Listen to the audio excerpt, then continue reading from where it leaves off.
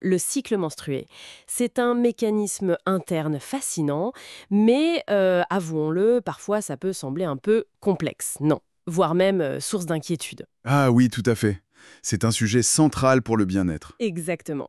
Alors aujourd'hui, on va se pencher sur des infos qui viennent d'un texte médical pour essayer d'éclaircir certains points importants. Mhm. On va parler du rôle clé d'une hormone, la progestérone, de comment les médecins explorent le cycle pour voir s'il y a des soucis. Oui, comme l'anovulation, par exemple. Voilà la novulation ou la dysovulation, et puis on jettera un œil aux anomalies les plus courantes. L'idée, c'est vraiment de démystifier un peu ces aspects médicaux. Ok, alors, on décortique ça. Absolument. Alors commençons par cette fameuse progestérone. Son rôle est vraiment central dans la deuxième partie du cycle, donc après l'ovulation. D'accord. Et ce qui est assez remarquable, c'est de voir comment une seule hormone arrive à orchestrer autant de choses. Ah oui, Oui, d'après la source, elle prépare la muqueuse de l'utérus, qu'on appelle l'endomètre, pour une éventuelle grossesse. C'est elle aussi qui fait monter un peu la température du corps. ah, le fameux suivi de température. Exactement, c'est un point clé pour le suivi. Et puis, elle change aussi l'aspect de la glaire cervicale et elle calme les contractions de l'utérus. Vraiment le chef d'orchestre après l'ovulation, quoi. D'accord, un vrai chef d'orchestre. Et quand on a l'impression que cet orchestre joue peut-être une fausse note ou qu'il y a un silence, c'est-à-dire qu'on suspecte une absence d'ovulation, l'anovulation, C'est ça. ou alors une ovulation de mauvaise qualité, la dysovulation, euh, comment les médecins font pour investiguer? Ils cherchent d'abord des signes visibles. Ben oui, c'est ça. L'examen clinique, c'est la première étape. On recherche des indices, des signes d'un éventuel excès d'hormones masculines, genre de l'acné qui persiste. Mhm. Ou au contraire, des signes qui montreraient un manque ou un excès d'œstrogène, ça peut être une sécheresse vaginale, ou à l'inverse, des seins très tendus, douloureux, ce qu'on appelle les mastodinies. Des indices, donc. Ok.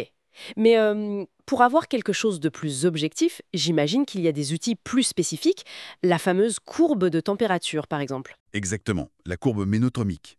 C'est un outil, somme toute, assez simple, mais qui donne pas mal d'infos. Comment ça marche, en gros? Alors, avant l'ovulation, en phase folliculaire, la température du corps au réveil, elle est plutôt autour de 36,5 degrés C, disons. Ok. Et puis, juste après l'ovulation, sous l'effet de la progestérone qui débarque, eh bien la température grimpe.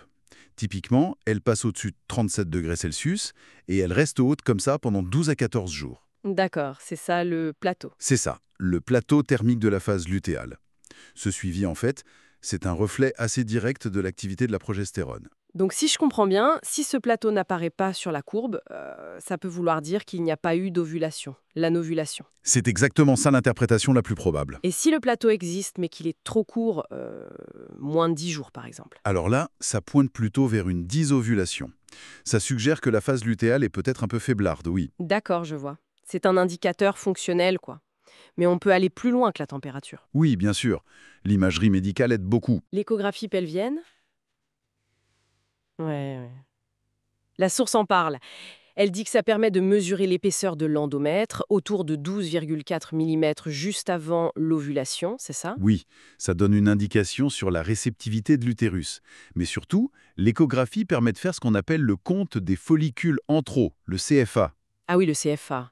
Là, on touche à l'évaluation de la réserve ovarienne, c'est bien ça? C'est bien. Euh, Intéressant pour voir le potentiel. Tout à fait. C'est comme si on faisait un petit inventaire en début de cycle, des petits sacs, les follicules, qui contiennent les ovocytes et qui sont, disons, sur la ligne de départ. Et il y a des chiffres repères. Oui, la source donne des ordres de grandeur. Un compte est dit normal quand on trouve entre 8 et 10 follicules par ovaire. Si on en voit plus de 12, on parle d'ovaires multifolliculaires. Et à l'inverse, si l'on a moins de 5, on parle d'ovaires paucifolliculaires. Ça donne une idée de la richesse, si on veut, de la réserve disponible pour ce cycle-là. D'accord. Et puis, il y a encore d'autres tests possibles si besoin, non? La source mentionne vite fait un dosage de progestérone dans le sang. Oui, un dosage en milieu de phase lutéale. Si le taux est supérieur à 3 ng/ml, ça confirme qu'il y a bien eu ovulation. Ok. Et même une biopsie de l'endomètre dans certains cas? Oui, ça c'est pour des diagnostics plus précis, pour vérifier la qualité de l'endomètre, mais c'est moins courant. Bon. Passons maintenant aux anomalies du cycle elles-mêmes. Le texte en distingue plusieurs types. Oui, en gros, la source les classe en deux grandes catégories. D'abord, il y a les anomalies qu'on appelle quantitatives, qui concernent le volume des règles. La quantité de sang, d'accord. Voilà. On parle d'hypoménorrhée si les règles sont très très légères.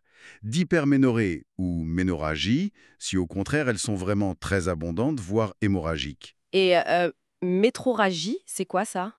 Ah, les métrorragies, ce sont des saignements qui arrivent en dehors de la période normale des règles. Entre les règles, quoi. Et chacun de ces signes peut indiquer un déséquilibre quelque part. D'accord, ça c'est pour la quantité.